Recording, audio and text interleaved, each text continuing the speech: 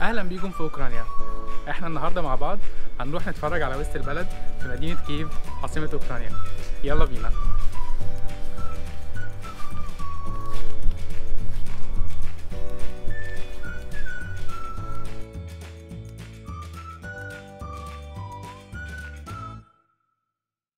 طبعا انا قاعد هنا دلوقتي عند حد صاحبي، فالبيت بتاعه على بعد تقريبا ساعة او 50 دقيقة من السيتي سنتر.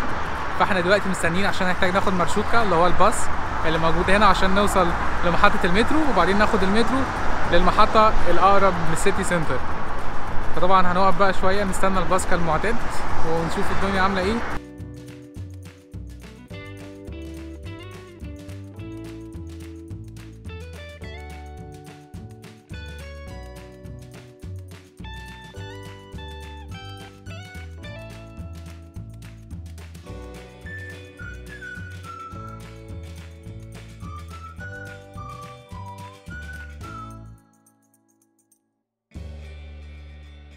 ودلوقتي زي ما انتم شفنا احنا ركبنا المرشوتكا دي ب 8 جريفنا اللي هي العمله اللي هنا، ودلوقتي هنروح المترو طبعا عشان ناخد المترو ونروح على السيتي سنتر.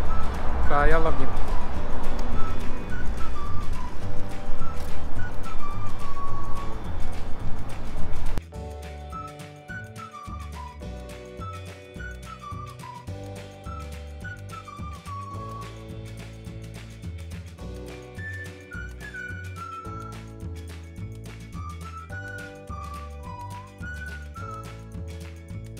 ودلوقتي يا جماعه هنا طبعا مفيش في المترو تذاكر في دي، فاحنا دفعنا 8 جريفنا في شباك التذاكر وخدناها. دلوقتي بقى يلا بينا.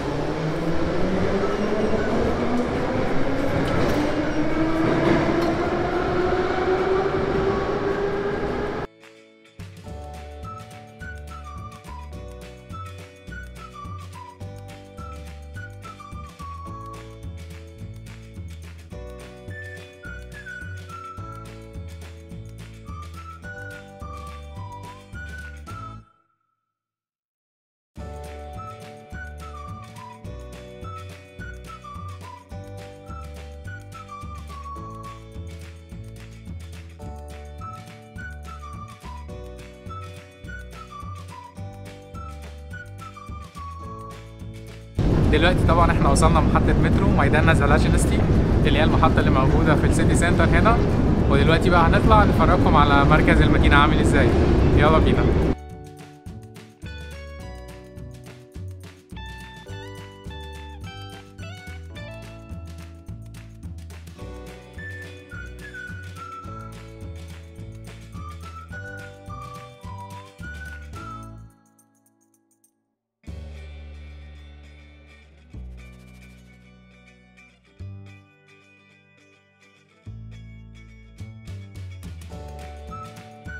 ودلوقتي وصلنا ميدان زلاجينستي اللي هو الميدان الرئيسي في العاصمة كييف، أو ما يعرف بميدان الاستقلال.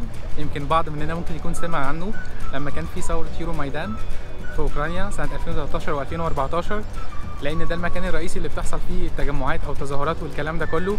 وطبعا ده وسط البلد، فهو ده المقصد السياحي للسياح كلها لما بيجوا. وطبعا في معالم كتيرة هنبص عليها مع بعض دلوقتي، فيلا بينا.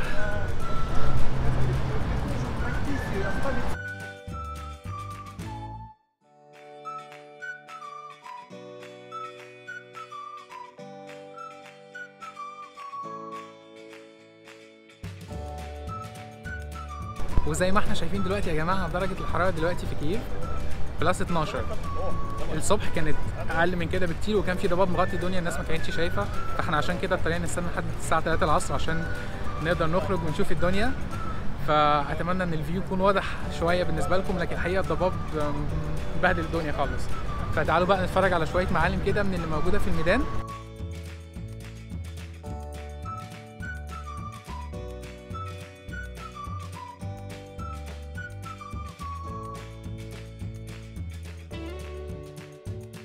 ودلوقتي احنا واقفين قدام المعلم الاساسي اللي موجود هنا في الميدان، اللي هو الاندبندنس مونيومنت اللي هو موجود قدامنا دلوقتي. ودلوقتي اللي احنا شايفينه ورانا ده كييف فاوندرز مونيومنت، ده لتخليد ذكرى الناس اللي اسست مدينه كييف في البدايه، اللي هم كانوا 4 اخوات اللي هم كي الاخ الاكبر المدينه اتسمت على اسمه، شيتشيك، خوريف، واختهم اسمها ليبيد. هم عشان كده عاملين الميموريال بتاعهم ده على شكل نافوره، لان هم اول مره جم المكان ده قبل ما يعملوا المدينه كانوا جايين على قارب.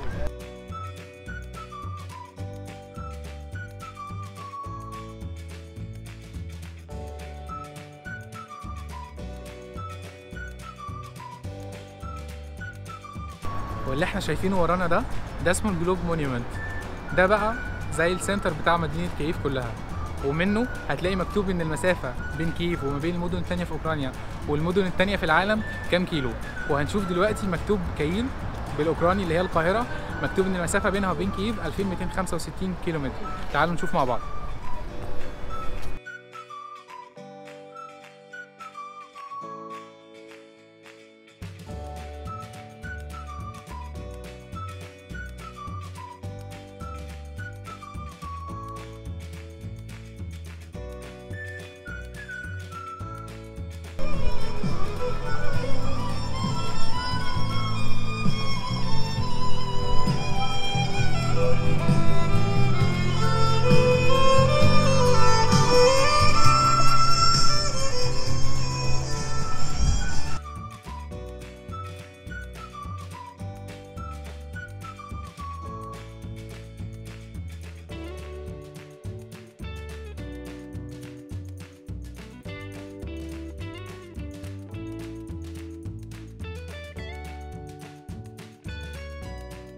وزي ما احنا شايفين دلوقتي في الميدان هنا طبعا في رسامين كتير موجودين، اللي بيحب ان هو يرسم نفسه او كده الحقيقه رسوماتهم جامده جدا. وفي نفس الوقت طبعا في الكلاونز المهرجين بقى، واللي لابسين اشكال طيور وحيوانات زي ما بنروح في اي حته بنلاقيهم.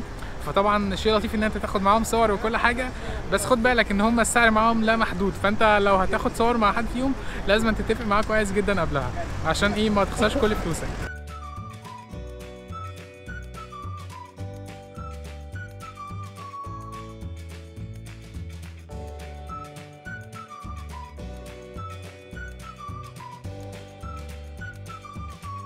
دلوقتي يا جماعه هنشوف مع بعض بقى شارع كريشاتيك، الشارع الرئيسي في العاصمه كييف. الشارع ده طبعا هو المقصد الرئيسي لكل المسافرين والسياح، لان بيلاقوا فيه كل اللي هم بيحتاجوه: مطاعم، كافيهات، شوبينج مولز، اماكن تغيير عمله، كل حاجه ممكن يحتاجوها.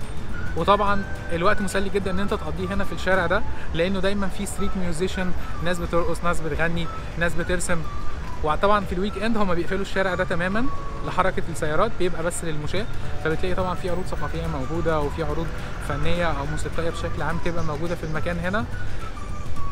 طبعا الشارع ده يعني لو انتوا تعرفوا الشارع ده كان اتدمر اكتر من 70% منه اثناء الحرب العالميه الثانيه، لكن دلوقتي بعد ما كل حاجه اتبنت من تاني، فالطراز الحقيقه بتاع العماره هنا مبهجه جدا.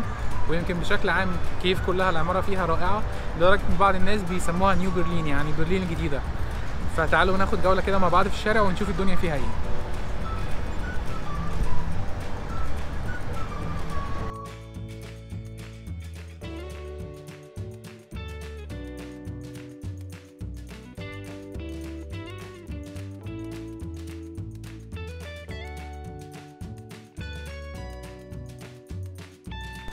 احنا دلوقتي يا جماعه ماشيين في شارع باساج، ده اغلى شارع موجود في كييف واوكرانيا كلها.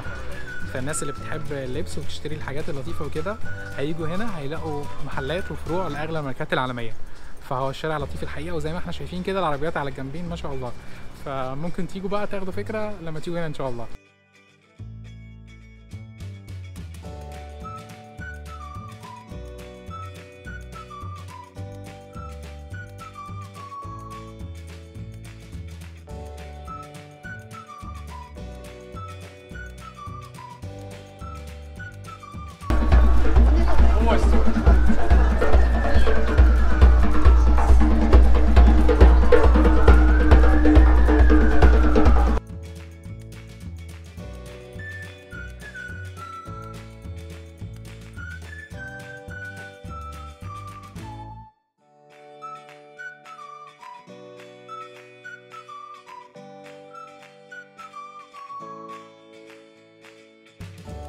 وانت ماشي في كريشاتيك هتلاقي المكان ده اسمه موشلا.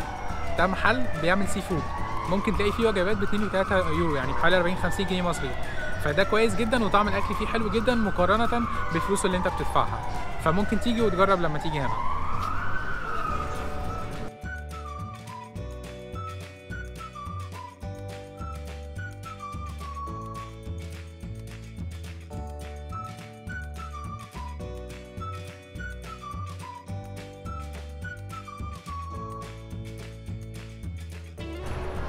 اللي موجود ورانا دلوقتي ده شوبينج مول اسمه تسوم. ده ادوار كتيره جدا وفي محلات كتيره وبراندات كتيره قوي. هو اسعاره بس اعلى من المتوسط شويه، فاحنا هندخل كده برده وناخد جوله ونبص عليه.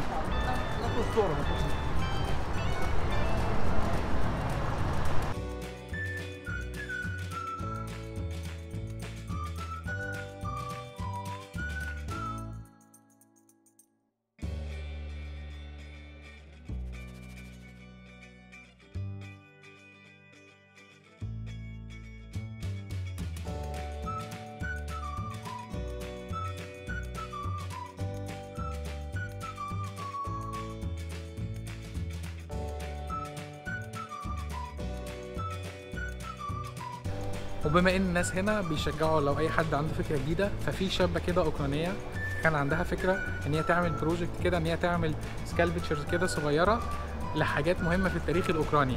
فعملت بروجكت اسمه شوكاي، يعني فاين، يعني اوجد المعالم المتفرقه دي في مدينه كييف كلها.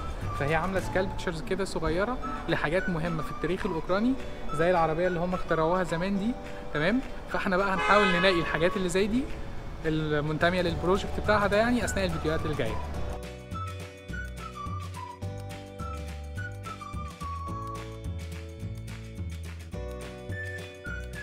طبعا يا جماعه واحنا قاعدين بنريح كده قلت اقول لكم برضو ان محل الشوكليت اللي ورايا ده ضمن فروع اشهر مصنع شوكليت موجود في اوكرانيا اللي هو روشان شوكليت، وده بيملكه رئيس اوكرانيا السابق. فانت ممكن وانت مسافر لو حابب تاخد هدايا لحد ممكن تاخد شوكليت. والشوكليت عامه في اوكرانيا مهمه جدا، فاحنا هنبقى نعمل عنها فيديو مخصوص، وهنبقى ندخل برضه روشان شوكليت نوريكم بيعملوا ايه جوه.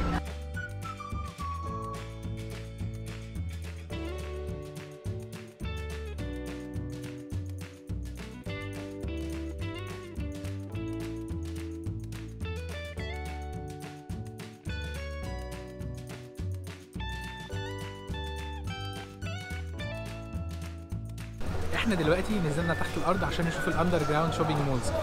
يمكن فكره ان الشوبينج مول يكون موجود تحت الارض دي حاجه مختلفه، واحنا دلوقتي في مترو هرات شوبينج مول. الفكره ان الشوبينج مول ده مساحته تقريبا 20000 كيلو متر مربع، يعني انت عشان توصل من ناحيه للناحيه الثانيه بتاخد عشرات الدقائق. بس الفكره ان المكان ده مش مجرد بس مول تسوق وفيه محلات وانت ماشي، لا هو كمان ممر للمشاة. فالفكره وانت رايح من مكان لمكان تاني جوه المدينه، لما بتاخد الطريق ده من تحت الارض وتتجنب الاشارات والترافيك وكده، فبتوصل بشكل اسرع. في نفس الوقت في الشتاء لما بيكون في جليد فوق، لما بتمشي من المكان ده فبتتجنب الجليد ده، فهو حاجه كومبو كده 3 في 1، فحاجه رائعه يعني. فتعالوا نشوفه مع بعض.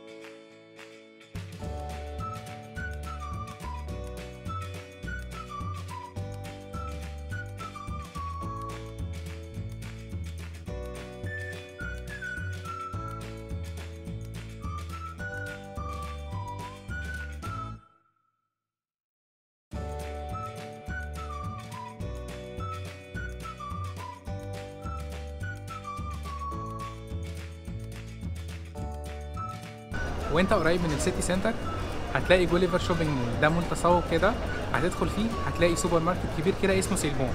الحقيقه المكان ده انا بحبه جدا، لما اكون عايز اشتري شويه حاجات فباجي هنا، وفي نفس الوقت هو فيه جزء كده للاكل الجاهز، فممكن تشتري منه الاكل كويس وسعره معقول. في نفس الوقت في مكان ممكن تاكل فيه لما تكون مستعجل ومش عايز تروح مطعم او حاجه. فتعالوا كده مع بعض نشوفوا اعمل ايه.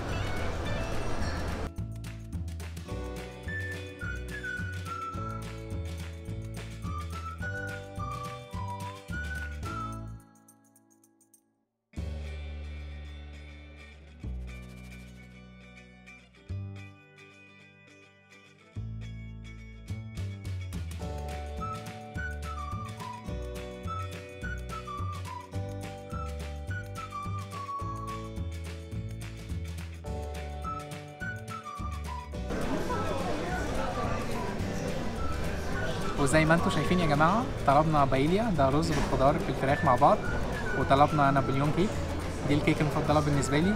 وزي ما انتم شايفين المكان هنا مريح، وفي نفس الوقت انت بتيجي تلاقي الاكل جاهز على طول، فممكن تيجي هنا لما تكون مستعجل عشان تاكل. في نفس الوقت الاثنين دول مع بعض بيتكلفوا حوالي 2.5 يورو، تقريبا 40 جنيه مصري، فالاكل سعره مناسب جدا. فانتوا لما تكونوا قريبين من السنتر تقدروا تيجوا في المكان ده لما تكونوا مستعجلين او عايزين تاكلوا على طول، يعني اسرع من المطعم، لان في المطعم هتضطر تستنى عشان الاكل بتاعك يكون جاهز.